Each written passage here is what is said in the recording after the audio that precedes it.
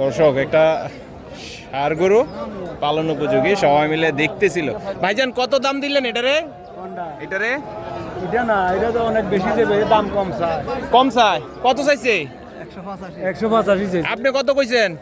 আমি কিতা কইতাম, আমি তো আর দাম শূন্য জাগিতেছেন। দর্শক দাম শুনে ভাই চলে যেতেছে। ভাই কত চাইলেন?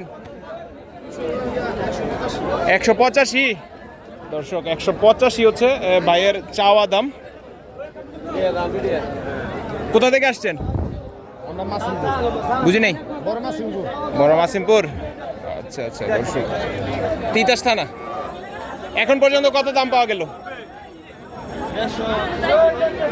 150, 160। কত হলে ছাড়া যায়?